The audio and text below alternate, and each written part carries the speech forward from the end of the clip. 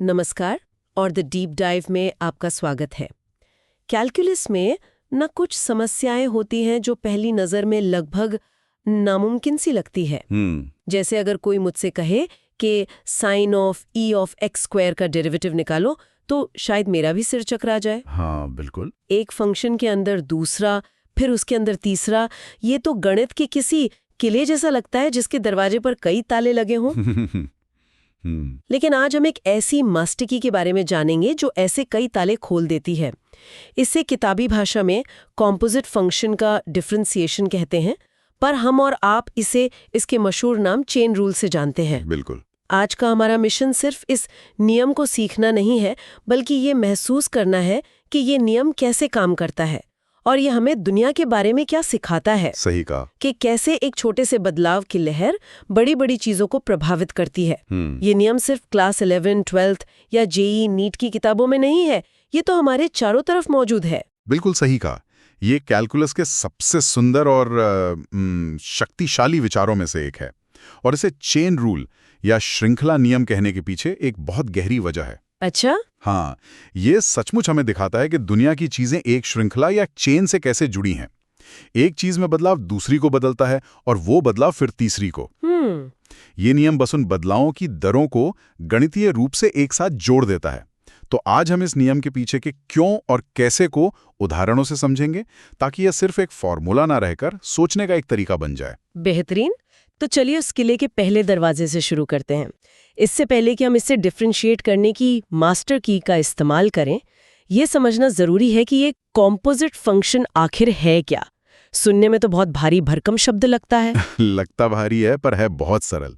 इसकी सबसे सीधी परिभाषा है एक फंक्शन के अंदर दूसरा फंक्शन। एक के अंदर दूसरा, ठीक है। हाँ, इसे एक प्रक्रिया की तरह सोचिए जहां एक मशीन का आउटपुट दूसरी मशीन का इनपुट बन जाता है। ओके। जैसे हमारे स्रोतों में क्लासिक उदाहरण है y = sin 3x। यहाँ दो काम एक के बाद एक हो रहे हैं। पहले x को 3 से गुणा किया जा रहा है, यह पहली मशीन हुई। ठीक है। फिर जो भी नतीजा आ रहा है उस पर साइन का फंक्शन लगाया जा रहा है, यह दूसरी मशीन हुई। तो 3x हमारा अंदरूनी फंक्शन है और साइन हमारा बाहरी फंक्शन है। ठीक है, एक फंक्शन के अंदर दूसरा फंक्शन। पर हमें इसकी परवाह क्यों करनी चाहिए? मतलब क्या असल दुनिया में चीजें इस तरह काम करती हैं? ये सिर्फ गणित की किताबों के लिए बनाया गया कॉन्सेप्ट तो नहीं है? बिल्कुल नहीं, यह हर जगह है। एक बहुत ही सहज उदाहरण सोचिए, एक कार। अच्छा। आप एक्सेलरेटर दबाते हैं जिससे इंजन की स्पीड मतलब आरपीएम बदलती है। हाँ। इंजन की स्पीड में बदलाव से पहियों की घूमने की स्पीड बदलती है। और पहियों की स्पीड में बदलाव से सड़क पर कार की असल रफ्तार बदलती है। ओह वाह। यहाँ 3 फंक्शंस की एक चेन है, आपका पैर, फिर इंजन, फिर पहिए और आखिर में कार की गति। एक में बदलाव दूसरे को प्रभावित कर रहा है। कंपोजिट फंक्शंस असल में इसी तरह की नेस्टेड प्रक्रियाओं को गणित की भाषा में लिखने का तरीका है। वाह, ये तो सोचने का पूरा नजरिया ही बदल देता है। तो अब जब हम जानते हैं कि ये कंपोजिट फंक्शंस हर जगह हैं, तो अब उस मास्टर की पर आते हैं। चेन रूल का नियम क्या कहता है? जब मैं किताबों में ये फॉर्मूला देखती हूँ dy/dx = f-g(x), g-f(x), तो ईमानदारी से कहूँ सिर चकरा जाता है। क्या इसे समझने का कोई आसान इंसानी तरीका है? बिल्कुल है। वो फॉर्मूला देखने में डरावना है, पर उसका दिल बहुत सरल है। आपके स्रोतों में एक बहुत ही यादगार नारा दिया गया है जो इस फॉर्मूले की आत्मा को पकड़ लेता है। बाहर वाले फंक्शन का डेरिवेटिव गुना अंदर वाले फंक्शन का डेरिवेटिव।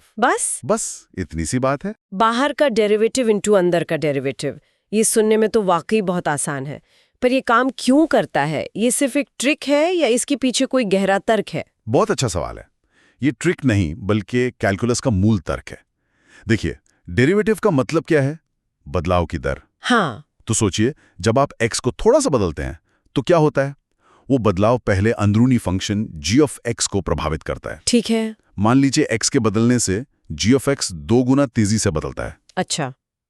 अब g(x) में जो बदलाव आया है वो बाहरी फंक्शन f को प्रभावित करेगा। अच्छा। मान लीजिए g(x) के बदलने से f 3 गुनी तेजी से बदलता है। तो कुल मिलाकर x के बदलने से अंतिम नतीजा y कितनी तेजी से बदलेगा? 2 गुना 3 6 गुना तेजी से। एग्जैक्टली 2 गुना 3 यानी 6 गुना तेजी से। चेन रूल बस यही कर रहा है।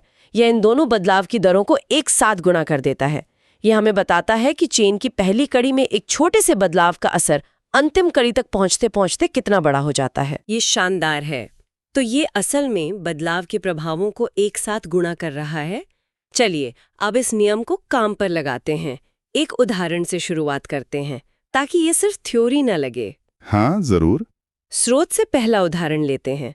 y = 3x + 2 power 5। इसे देख के ही लगता है कि इसे खोलने में तो सुबह हो जाएगी। और हमें इसे खोलना भी नहीं है। यही तो चेन रूल का जादू है। चलिए इसे हमारे नारे से हल करते हैं। बाहर का डेरिवेटिव इनटू अंदर का डेरिवेटिव। ठीक है। सबसे पहले अंदर और बाहर क्या है ये पहचानना जरूरी है। यहाँ साफ तौर पर 3x + 2 अंदर का हिस्सा है और किसी चीज की पावर 5 लगाना बाहर का काम है। अच्छा, इसे एक पार्सल की तरह सोच सकती हूँ। 3x + 2 अंदर का डब्बा है और 5 उसकी बाहरी पैकिंग। क्या बात है, बिल्कुल सही। तो बाहरी फंक्शन u5 जैसा है और अंदरूनी फंक्शन u = 3x + 2 है। हाँ। अब नियम लगाते हैं। पहले बाहरी पैकिंग को खोलिए, यानी बाहरी फंक्शन का डेरिवेटिव लीजिए। u5 का डेरिवेटिव क्या होता है? 5u4। बिल्कुल, लेकिन यहाँ एक बहुत जरूरी बात है। जब आप बाहरी फंक्शन को डिफरेंशिएट कर रहे हों तो अंदर वाले फंक्शन को छेड़े बिना वैसा का वैसा ही रखें। ओह। तो ये बन जाएगा 5 3x + 2 whole raise to power 4। अच्छा, तो हम एक पल के लिए भूल जाते हैं कि अंदर 3x + 2 है और बस 5 का डेरिवेटिव ले लेते हैं। ये बात अब जाके मेरे दिमाग में बैठे। एकदम सही। अब दूसरा हिस्सा, इसे अंदर वाले फंक्शन के डेरिवेटिव से गुणा करें। 3x + 2 का डेरिवेटिव वो तो बहुत आसान है, 3 होता है। हाँ, अब बस इन दोनों हिस्सों को एक चेन की तरह जोड़ दीजिए। dy dx = 5 3x + 2 whole raise to the power 4 3। जिसे हम और सरल करके 15 3x + 2 whole raise to the power 4 लिख सकते हैं। हो गया? वाह, बिना किसी ब्रैकेट को खोले। ये तो वाकई बहुत शक्तिशाली है। इसने एक बहुत जटिल समस्या को 2 छोटे-छोटे जाने पहचाने हिस्सों में तोड़ दिया। पर मुझे यकीन है कि असल सवालों में ये इतना सीधा नहीं होगा। कहीं तो कोई पेच होगा। छात्र अक्सर कहाँ गलती करते हैं इसमें? एक बहुत ही आम गलती होती है और वो वही है जिसका आपने अभी जिक्र किया।